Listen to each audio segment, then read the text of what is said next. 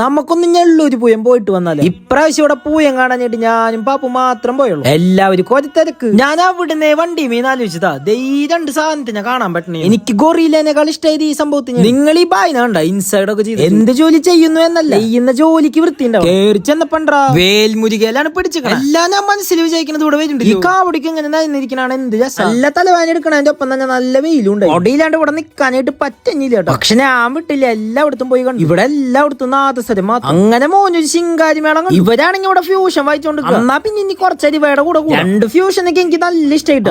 ഈ ഗൊറില്ല കുഴപ്പമില്ല കേട്ടാ, കൊള്ളാം. എല്ലാ കൊല്ലം ഓരോ ട്രെൻഡുകൾ ഇറങ്ങലേ. ഇപ്പൊ തന്നെ മറ്റേ പോപ്പർ തന്നെ എന്തോ സ്ഥലത്തിപ്പായി. ഇനി അടുത്ത കൊല്ലിന് ഏത് ട്രെൻഡ് ആവണ ഇറങ്ങാം. ഇതൊക്കെ ആലോചിച്ചപ്പോ അവിടെ ഫ്രീ ആയിട്ട് സമ്പാദ്യം കൊടുക്കും. പിന്നെ ഈ വെയിലത്ത് ബെസ്റ്റ് ആണ്. ഇവനാണെങ്കിൽ കുറെ എടുത്ത് കുടിക്കണ്ടേ. ഞാൻ കുറച്ച് കുടിച്ചോളൂ, ഇല്ലെങ്കിൽ പണി വേറെ വഴിക്ക് വരും. അത്യാവശ്യമായിട്ട് ഈ സാധനം മേടിക്കാണ്ടെന്ന് പറഞ്ഞപ്പോ ഞാൻ ഇതാണ് ഇത്ര പ്രതീക്ഷിച്ചില്ല.